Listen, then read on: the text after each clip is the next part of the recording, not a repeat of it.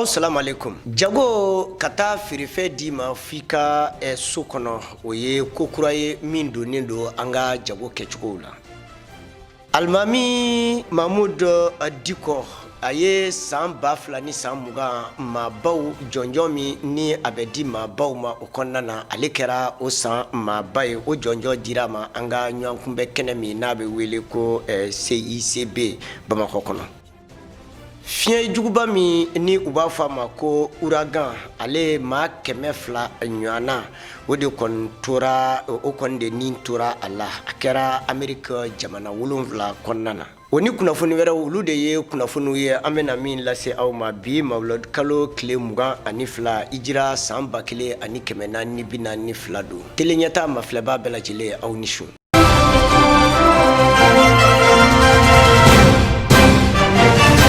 Marakukaw ka lasigide n'o ye Hassan Nasiri ye ale kɔni bisimilila an ka jamana ɲɛma fɛ yɔrɔ la yɔrɔ min ni o ye jamana ɲɛma daga yɔrɔ ye Kuluba. Président min ni o ye an ka camancɛ fanga min n'a bɛ wele ko transition président n'o ye Bandaw ye ani o de kɔni sigira ka kuma. U kumana fɛn min ka jɛɲɔgɔnya ni tɛgɛdi ɲɔgɔnma min bɛ nin jamana fila ninnu ni ɲɔgɔn cɛ a bɛ se ka sinsin cogoya min na. Sumu Yatara ye ɲɛfɔli kɛ an ɲɛna a la. An ka jɛ k'a lamɛn. Marok jamana lasigiden bɛ an fɛ yen nɔ n'an b'a fɔ a ma ko ambassadeur ni a yɛrɛ tɔgɔ ye Hassan Nasiri ani an ka camancɛ fanga maa ɲɛma Badaw u ye sigi ka kuma kɛ. Sigi ka kuma kun bɛ hakili falen kan cogoya min na an ka jamana n'o ye Mali ye o bɛ se ka taa ɲɛ cogoya min na. Marok jamana ale bɛ se ka mun di Mali ma a ka taa ɲɛ baaraw kɔnɔna na. O hukumu de kɔnɔna na mun ye Marok nɔnabila ye ale y'a jira an ka camancɛ fanga maa ɲɛma la ko teriya ani bɛnɲɔgɔnya min bɛ an ka jamana fila ni ɲɔgɔn cɛ k'ale bi an ko o sinsin an ka dɔ fara o baaraw lawaleyali kan. Ko ni sigi kunba dɔ ye Marok yɛrɛ jamana fɛ k'u ka dɛmɛ an'u ka bonya kɔnda an ka camancɛ fanga maa ɲɛma yɛrɛ ɲɛkɔrɔ fo ka taa se Ura Mohamed Sisi ale ka foli ma ka taa camancɛ fanga baarakɛlaw bɛɛ lajɛlen ma. Hakilila jigila septembre kalo tile 29 tɛmɛnen mun ye Marok minisiri ye ale fana kun nana kan'u ka jamana ka laɲini kɔnda an ka camancɛ fanga maa ɲɛma ɲɛkɔrɔ. Marok ambassadeur ka kuma la Mali ani Marok jamana a bɛ n'a fɔ koro ani dogo walima a bɛ n'a fɔ balima fila. O hukumu de kɔnɔna na ko sanga ani waati Mali ani Marok u kan k'u tɛgɛ de di ɲɔgɔn ma ka baara kɛ sango taɲɛ ani sɔrɔ o bɛ se ka yiriwa cogoya min na ni jamana kofɔlen fila kɔnɔna na. K'a laseliw kɔnɔna na k'u ka jamana bɛ sɔrɔ mun ladon Mali kɔnɔna na ka fara u ka laadala ko mulu bɛ kɛ Mali kɔnɔna na k'olu b'a jigiya k'a fɔ o waleya ninnu bɛnnen don an ka camancɛ fanga maa ɲɛma ma ko sabula nin ye waleya dɔ de ye mulu joli kuma ti a la. K'ale ɲɛ bɛ mun na ale kɔni bala ka baara kɛ ni hakilina mun fana ye k'ale b'a jigiya k'a fɔ ko taɲɛ o bɛna sabati ni jamana fila ni ɲɔgɔn cɛ. Kɛrɛnkɛrɛnniyana u bɛ baara kɛ cogoya min na ɲɔgɔn fɛ bonya ani hakilisigi kɔnɔna na. Almami Mahmoud Diko n'ale kɔni ye Semasi denfa ye kɔni jɔnjɔn taara ka di a ma san 2020 a maba o kɛra Almami Mahmoud Diko ye jɛkulu fɛ jɛkulu min ni ale bɛ wele de ko Forum Libre u ye nin jɔnjɔn in di a ma k'a sabu kɛ a ka fasoden ɲumanya kɛrɛnkɛrɛnnenya na a bɛ wuli ka jɔ min kɛ yurukuyuruku kɛlɛli kama an ka jamana kɔnɔna na fɛn min ye an ka jamana baaradaw olu yuruli fo ka taa se maliden maa ba caman minnu kɔni bɛ fagala k'a sabu kɛ binganikɛlaw ka walew ye ani sigiɲɔgɔn kɛlɛ minnu ni o bɛ an ka jamana kɔnɔ mɔgɔ do mɔgɔ min n'a wulila k'i jɔ walasa o bɛ se ka dabila an ka jamana kɔnɔ cogoya min na o jɔnjɔn di a kɛra an ka jamana ɲɔgɔn kunbɛ kɛnɛba min ni a bɛ wele ko Centre International de Conférence n'a bɛ Bamakɔ kɔnɔ n'u b'a fɔ a ma bakuruba fɔli la ko CICB a kɛra an ka jamana minisiri ɲɛna minisiri min n'a ɲɛsilen don baarako ani baarakɛlaw kalani ma Abdou Ouattara fana ani Salifu Ɲare a kɛra olu fana ɲɛna télé ɲɛtaa to a la u ye min sɔrɔ an ka jɛ k'a lajɛ.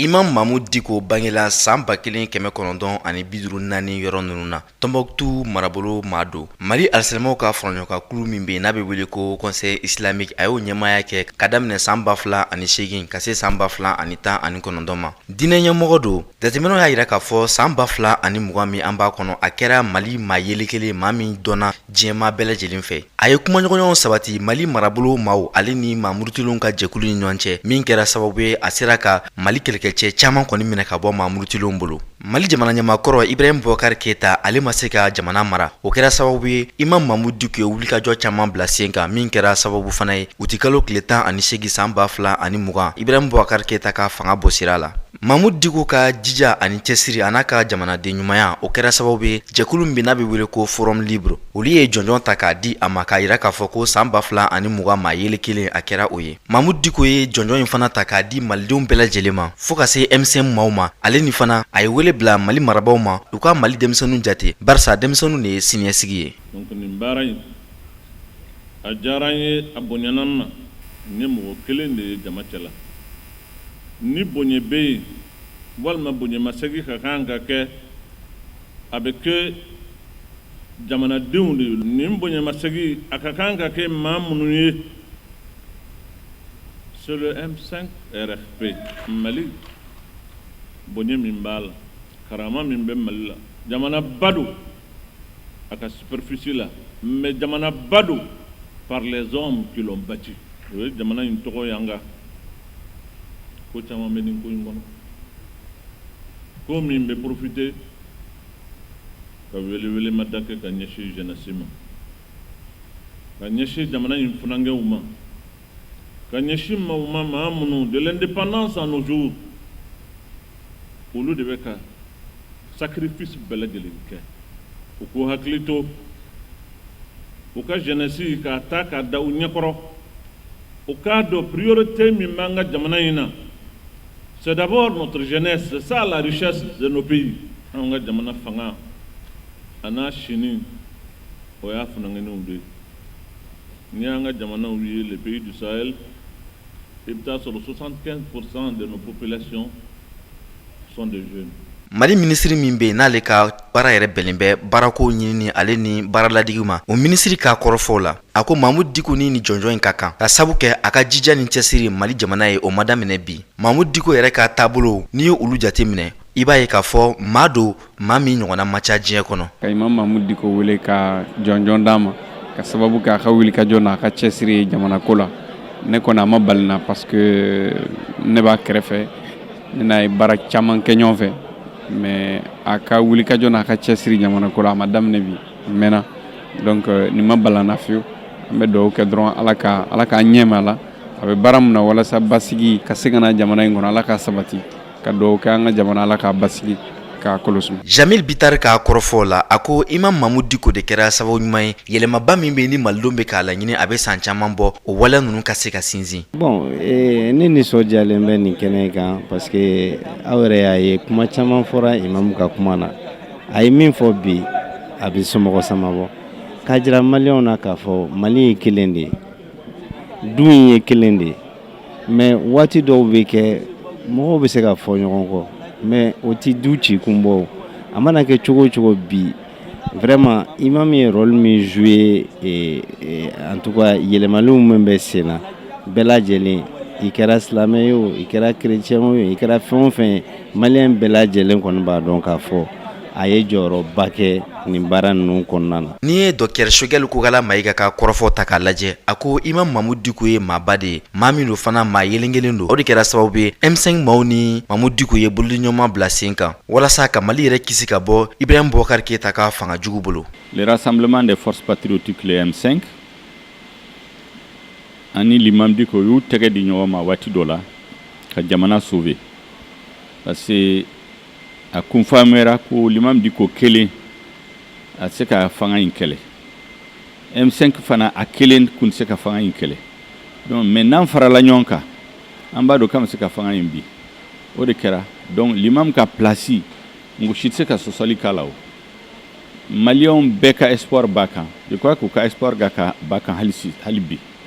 o de kama n nana a fɔ u bɛ médaille nin d'a ma bi ka trophée in d'a ma n nana ka bonya siga ma. Alimami Mahmud Diko ka laɲini tɛ dɔwɛrɛ ye malidenw bɛɛ lajɛlen ka se ka fara ɲɔgɔn kan ka kɛ kelen ye ka don da kelen fɛ ni ka bɔ da kelen fɛ basigi ni hakilisigi ale ni bɛn ni keleya o ka segin ka na Mali fantan naani bɛɛ lajɛlen kɔnɔ. Imam Mahmud Diko ye misaliya ye misaliya min yengelen don Mali kɔnɔ ani diɲɛ fantan naani bɛɛ lajɛlen kɔnɔ min bɛ maaw jigi fa.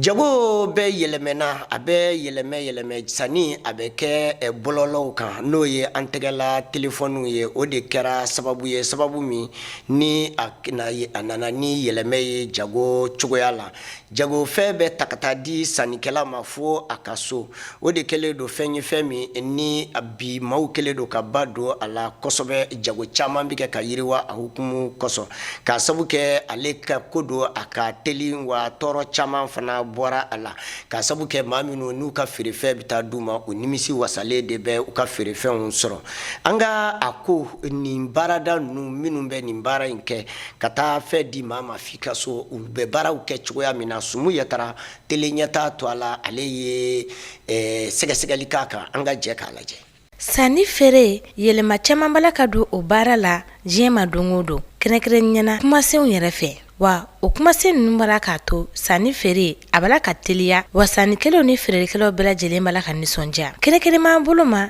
sanni feere min bɛ yen nɔ n'an b'a kɛ telefɔni siraw fɛ ka sɔrɔ an ma wuli ka bɔ an nɔ na n'an b'a fɔ o ma ko livraison à domicile. Bon, an ka livraison ye baara ye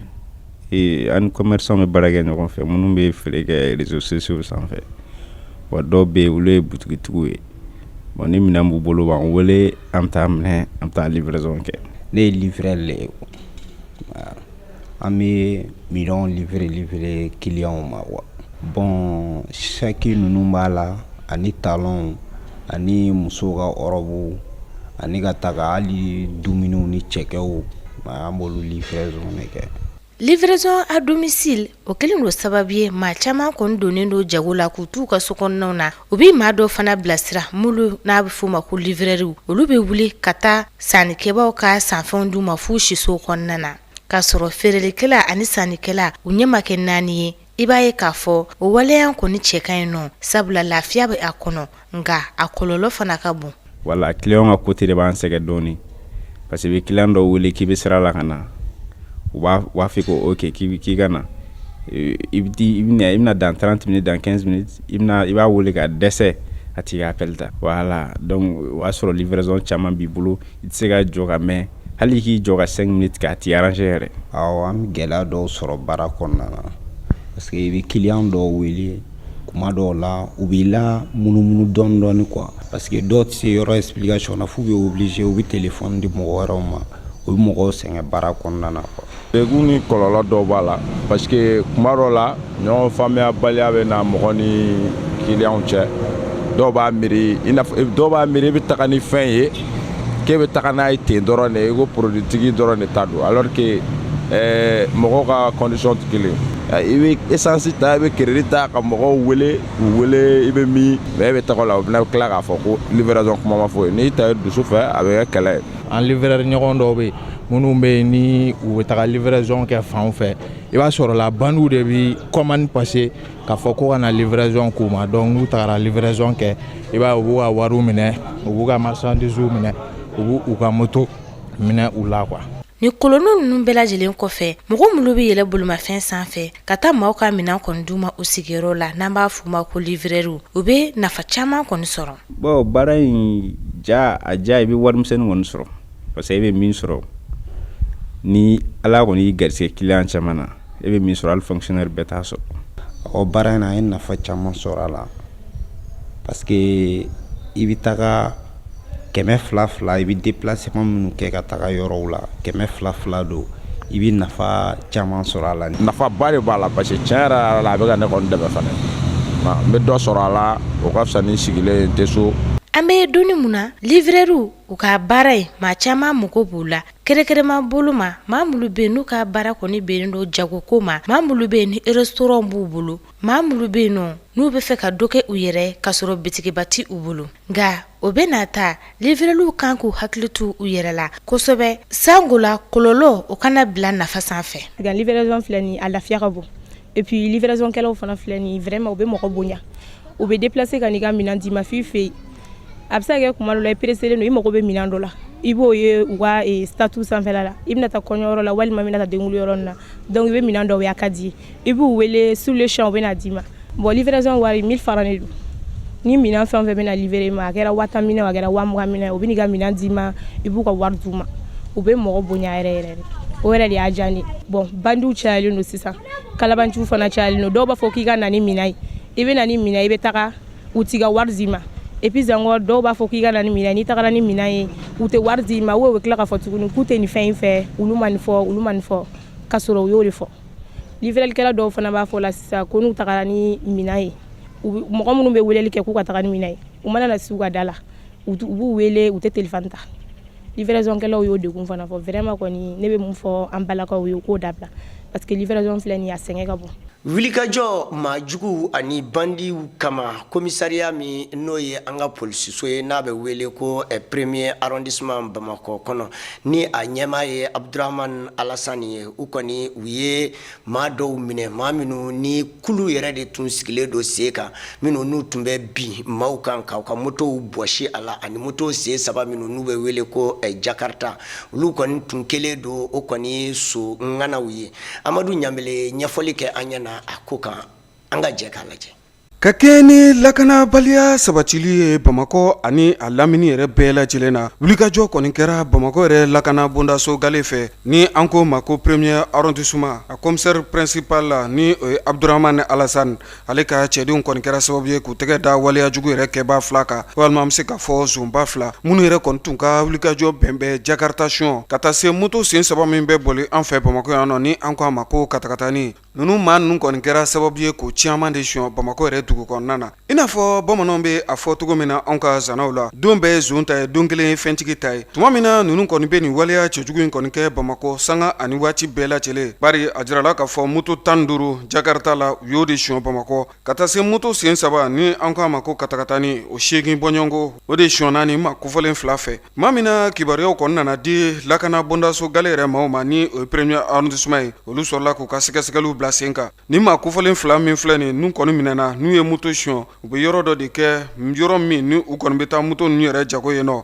o yɔrɔ kelen na lakanabaaw sɔrɔla ka taa u jɔ yen nɔ ka jateminɛw kɛ tuma min na nin kamalen kofɔlen fila nana ka fɔ u nana moto ninnu jago nin yɔrɔ kofɔlen na polisiw sɔrɔla ka bɔ ka na cun nin kɛnɛ kofɔlen kan kamalen fila in kɔni y'a ɲini o yɔrɔnin kelen bɛɛ lajɛlen na k'u b'u yɛrɛ ta nka lakanabaaw kɔni sera k'u jɔ u jɔyɔrɔ la ka tɛgɛ kɛ nin kamalen kofɔlen fila bɛɛ lajɛlen na tuma min na tɛgɛ dara nin kamalen kofɔlen fila kan a nana ye k'a fɔ maramafɛn min bɛ yen nɔ ni a bɛ fɔ o ma ko pistolet automatique o fila tun bɛ u bolo ka taa se bese yɔrɔ ma nin kamalen fila minɛnen polisilakaw fɛ u sɔrɔla ka taa n'u ye lakana bondaso la yanni u k'u sɛnsɛn ka taa nin kamalen kofɔlen yɛrɛ fila siso la bari a jirala k'a fɔ Bamakɔ kura ani Ɲarela u bɛɛ lajɛlen daga yɔrɔ ye nin yɔrɔ kofɔlen ninnu ye mɔmɔliw kɔni taara kɛ nin yɔrɔ kofɔlen ninnu na mɔmɔli kɔni kɔfɛ a nana yira k'a fɔ Jakarta 4 bɔɲɔgɔnko ka taa se moto sen saba ni an ko ma ko katakatani o kelen kɔni taara sɔrɔ u siyɔrɔw la ka taa se maramafɛn misɛnnin wɛrɛw caman ma maa kofɔlen fila min filɛ nin ni tɛgɛ kɔni dar'o kan u yɛrɛ sɔrɔla ka na u jɔ u sɔn na wulikajɔ minnu kɛra u fɛ walima u kɔni ye maa minnu ka moto minɛ u la u nan'u da don bɛɛ lajɛlen na ni ka fɛsɛfɛsɛli kɛ wa waleya cɛjugu in yɛrɛ u tun b'a kɛ cogo min na u nan'u da don o fɛnɛ na ka fɛsɛfɛsɛli ko la bari u yɛrɛ ka ɲɛfɔ cogo la n'olu kɔni yɛlɛnna Jakarta in kan u maa fila u bɛ sɔrɔ ka maramafɛn de bila u kun n'u kura maa min na u bɛ maramafɛn yɛrɛ bɔ ka jɔ o la k'i ka Jakarta d'u ma tɔkelen dɔ in bɛ sɔrɔ ka yɛlɛ a kan u bɛɛ lajɛlen bɛ sɔrɔ k'u kɔ don u kɔni mɛnna nin waleya cɛjugu in na Bamakɔ ani a dafɛ dugu yɛrɛ bɛɛ lajɛlen na nka n'i ye nin maa kofɔlen fila yɛrɛ ta k'a lajɛ hali n'i y'a sɔrɔ u siyɔrɔ kɔni ye ba numanfɛ bolo ye Bamakɔ kura ani Ɲarela nka n'i ye jateminɛ kɛ ba kiniyanfɛ bolo u ka waleya cɛjugu kɔni bɛ ta ka yen de sɛgɛrɛ kosɛbɛ Bamakɔ lakana bondaso commissaire principal la ni o ye Abdurahmane Alasani ale kɔni sɔrɔla ka foli ta ka jamana kɔnɔdenw yɛrɛ sɛgɛrɛ bari a y'a jira k'a fɔ polisiw kɔni tɛ se ka baara sabatilen ko ɲuman kɛ cogo si la n'u ni dugu kɔnɔdenw yɛrɛ bolo dilen tɛ ɲɔgɔn ma bari jamana kɔnɔdenw de bɛ taa kunnafoni ta k'a di polisilakaw ma u ka sɔrɔ ka wulikajɔ bila sen kan i n'a fɔ nin waleya jugu kɛbaa fila min minɛ ni filɛ nin ni zonba kule fila min filɛ nin ni tɛgɛ kɔni dar'o ka katakatani 8 ka taa se jakarta 15 bɔɲɔgɔnko ma u ka kibaruyaw mana kɛ fɛn min ye donna natalaw la ni sɔrɔli kɛra o la an bena fɛsɛfɛsɛliko la teli ɲɛta filɛbaw bɛɛ lajɛlen yɔrɔ inshallah.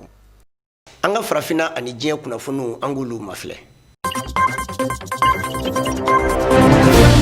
farafina kilebi jamana min be yen nɔ ni o ye kɔnɔwari jamana ye an be se ka fɔ an yɛrɛ ka jamana tɛnku jamana don ka kɛ ni politiki gwanwan duruntule ni jamana kofɔlen yɛrɛ ka ni o ye kɔnɔwari jamana ye kalafiliw kɔni kɔfɛ ni alasana watara ale wulila ka I jɔ ni saraba ye fanga tako sabanan yɛrɛ baaraw e ko ale tɛ ka tɛmɛ n'o ye de fanga sinamatɔ yɛrɛ kɔni maaw an be don mina i ko bi e ko coyi dalen tɛ olu bɛɛ lajɛlen kɔ u ka lakanabaw ka taa se u ka kiiri tigilamaw fɛ bari kalafili kɔni kɔfɛ Pascal Afin Gesa ale min ye FPI yɛrɛ ka cɛbɔ ye kalafili yɛrɛ tɛmɛnin na ale kɔni tun ye dantigɛli kɛ mankutu caman be yen nɔ k'o fɔ ka yira k'a fɔ Alassane Dramane Ouattara tɛ masakɛ ye cogo si la o kuma min kɔni fɔra Pascal Afin Gesa fɛ kiiri tigilamaw kɔni ye nɔbɔl da ale yɛrɛ kan ni o ye Pascal Afin Gesa ye kuma min na Pascal Afin Gesa ye o kibaruyaw sɔrɔ a sɔrɔla ka I senfa ka Abidjan yɛrɛ bila k'a fɔ a bi I kunda a yɛrɛ ka dugu kan ni o ye Bugwani ye nka kɛrɛnkɛrɛnnenya la a yɛrɛ ka dugu o de ye Akupe ye o ni Abidjan yɛrɛ cɛ bɛ taa kilo 100 ani kilo 40 bɔɲɔngo la nka lakanabaw kɔni taara ka tɛgɛ da Pascal Afin Gesa kan ka sɔrɔ ka a minɛ ka na di kiiri tigilamaw ma an be don mina ko bi fanga sinamatɔn yɛrɛ maa wɛrɛw u bɛɛ lajɛlen bɛ ka ɲini kɔnɔwari jamana yɛrɛ kan e ko mɔmɔli yɛrɛ da donnen tɛ ka ɲɛsi fanga sinamatɔn yɛrɛ maaw ma kɔnɔwari jamana kan bari jalaki min binnen do kan ni ye kalafili yɛrɛ ta k'a lajɛ kɔnɔwari jamana kan kalafili kɔni kɔfɛ a be fɔ min yɛrɛ ma ko transition fanga sinamatɔn maaw tun ye weleli kɛ k'a fɔ o ka bila sen kan wa u yɛrɛ tun ye Ari Kɔna Beji yɛrɛ kɛ o ɲɛmaa ye ka taa se jatigɛwale yɛrɛ kuma min tara ka kɔnɔwari yɛrɛ jamana sɛgɛrɛ o togo kelen na faali minnu fɛnɛ kɛra kɔnɔwari jamana kan ni jalaki ninnu bɛɛ lajɛlen talen do ka bi fanga sinamatɔn yɛrɛ maaw kan o de kama fanga sinamatɔn ma caman be yen nɔ minnu yɛrɛ kɔni be ɲaniba boli la an be don mina ko bi ka kɔnɔwari yɛrɛ jamana bila ni ka taa dafɛ jamanaw yɛrɛ la kibaruya y'a yira k'a fɔ maa 21 bɔɲɔngo o be u ka kiiri tigilamaw ka bolo kan donna natalaw la sɛbɛnfura kan ka da olu ka k'olu yɛrɛ bila ka taa kɔnɔwari yɛrɛ faaba ni o ye Abidjan kasobonba yɛrɛ la a ko kɔni gwannen do kɔnɔwari fanga sinamatɔn yɛrɛ maaw bolo an be don mina ko bi kibaruya wɛrɛ minnu mana sɔrɔ a la donna natalaw la an bena fɛsɛfɛsɛliko la teli ɲɛta filɛbaw bɛɛ lajɛlen yɔrɔ inshallah. Ethiopie jamana kunnafoniw na alisa a jirala k'a fɔ fɛn min ye ɲɔgɔn samasamaw ni kɛlɛw ye olu kɔni be senna u ka yɔrɔ min be yen nɔ ni a be fɔ a ma ko province du Tigre ni o yɛrɛ n'u ka faba Addis Abeba o be t'u jɔ kilomɛtiri 140 bɔɲɔngo la u ka jamana finitigilakaw olu ye wulikajɔ kɛ kabini araba tɛmɛnen yasa fɛn min ye nin yɔrɔ kofɔlen ye ni o ye Tigre ye ka se ka basigi don o kɔnɔna na kunungo sibiri tɛmɛnen u ka jamana wasadon ye kumaɲɔgɔnya kɛ ka yira k'a fɔ fɛn min ye o Tigre yɛrɛ jamana a ɲɛmaw ye ka se ka olu ka fanga ɲɔngiri fɔlɔ ɲani basigi kana ko la ni jamana kofɔlen a maabaw caman u ye ɲɔgɔn ye kɛ kɛrɛnkɛrɛnna u ka sena u ka conseil de la fédération ma u ye ɲɔgɔn ye kɛ yasa fɛn min ye nin dugu kofɔlen ye ni o ye Tigre ka se ka caman cɛ fanga dɔ sigi o yɔrɔ la ɲani basigiw kana hakilina jiginna u ka ministri ɲɛma ni ale tɔgɔ de ye Abiy Ahmed ye ale y'a yira k'a fɔ fɛn min ye parti ye ni o tɔgɔ de ye TPLF ale ni Tigre yɛrɛ jamana ɲɛmaw u tɛ ka baara kɛ ni sariya ye ka sabu kɛ kalafili min kɛra u ka jamana kɔnɔ na septembre kalo tɛmɛnen na a ma kɛ ni jɛlenya ye o de kama k'u b'a laɲini fɛn min ye u ka jamana kɔnɔ ye ani u ka jamana fan tɔ wasadenw ka se ka kumaɲɔgɔnya tigɛ u ni ɲɔgɔn cɛ fɔɔ ka taa se nin waleya ninnu basigili ma. Amérique centrale jamana kunnafoniw na kɛrɛnkɛrɛnnenya na Uranga État kɔnɔna na a yirala k'a fɔ maa 200 bɔɲɔngo maa minnu be yen nɔ ni dɔw fatura dɔw tununa wa maa caman wɛrɛ olu de cɛricɛrila Amérique centrale yɛrɛ jamana 7 kɔnɔna na Guatemala ni ale ye jamana ye min ni u be Afrique centrale yɛrɛ kɔnɔna na a yirala k'a fɔ ale de kɔni ka maa tunuta maa fatuta ale ni maa minnu cɛricɛrila o de cayara ka tɛmɛ fan bɛɛ lajɛlen ta kan ka sabu kɛ o be t'i jɔ fo maa 150 bɔɲɔngo la u ko ni jamana kofɔlen ninnu ta ka lajɛ i b'a ye k'a fɔ fɛn min ye hakili wuli ye o kɔni selen b'u la ni wagati laban ninnu na bari u kan ka fɛɛrɛ bɛɛ lajɛlen kɛ yasa fɛn min ye Cuba, Jamaïque ani Floride ye ka se ka bagabagali ta ka ɲɛsin o jamana ninnu ma nin karidonya in na novembre kalo tile 8. L'Américain jamana kungango la ni jamana ɲɛma kalafili min tɛmɛla l'Américain jamanaw kɔnɔna na hali sisan i b'a ye k'a fɔ ko maa min bɛ yen ni o kɔni ye républicain olu ka cɛbɔlen kɔni ye ni o ye Joe Biden ni a nana jira k'a fɔ kunnafonidilaw ka fɔcogo la ko ale kɔni ye so sɔrɔ fɛn min ye l'Américain ka jamana ɲɛma kɔrɔ kan n'o ye Donald Trump ni ale yɛrɛ ka fanga kan ka ban ka bɛn ni fɛn min ye janvier kalo tile 20 kɔni ye o de hokumu kɔnɔ ko o ko kɔni kɛlen fɛn min ye Donald Trump a n'a nɔfɛ jama ko olu kɔni y'a jira k'a fɔ ko bunamara de kɔni kɛn bɛ o la u kɔni ma jɛn ni jaabi minnu kɔni bɔlen ko o waati kelen na fɛn min ye Joe Biden ale nɔfɛmaw kɔni bɛ ka pan fan bɛɛ lajɛlen fɛ k'a jira k'a fɔ ko fɛn min ye olu ka ɲuman ko o kɔni ko o ye wasa kɔni sɔrɔ o de hokumu kɔnɔ a jirala k'a fɔ Donald Trump yɛrɛ kɔni fɛn min ye bɔlɔlɔw sanfɛla kɔni na ko a kɔni ye kuma dɔ kɔni fɔ k'a jira k'a fɔ ko ale ka fɛn min ye jaabiw minnu maa minnu ye kala ta ale ye ko o jaabiw ko o suɲɛna ka di Joe Biden kɔni ma o de hokumu kɔnɔ ko a na ko bɛɛ lajɛlen kɛ yaasa kiiri na se ka a sen don a la yaasa ka se ka ale ka jaabiw minɛ ka da a ma cogoya min na u ka dugu min fana bɛ yen ni o ye Arizona ni u b'a wele État Arizona ni fɛn min ye républicain ma ni olu caman bɛ o yɔrɔ kɔni na a jirala k'a fɔ kari ni o bɛnna novembre kalo tile 8 kɔni ma a jirala k'a fɔ ko jate kɔni bɔla o yɔrɔ fana na ko o de hokumu kɔnɔ ko a nana ye k'a fɔ Joe Biden ko ale ye maa minnu sɔrɔ ko o bɛ t'i jɔ fo maa 20 bɔɲɔgɔnko kɔni na ko o de hokumu kɔnɔ fɛn min ye Joe Biden a nɔfɛmaw n'u ye républicain ye ko olu kɔni kun y'a jira k'a fɔ ko fɛn min ye ko kɛlɛ kunkun ma segin so fɔlɔ ko nka ni ko kɔni kɛlen filɛ nin ye ko a bɛ n'a fɔ kɛlɛ kɔni sela so sisan o kɔni ye o kumaw de fɔ. kuma ɲuman fɔ ko ba kelen ka fisa ni kumakolo fɔ ko kelen ye o de kosɔn waati bɛɛ lajɛlen anw bɛ foli bila ka taa aw ma aw minnu ni aw ka barokɛyɔrɔ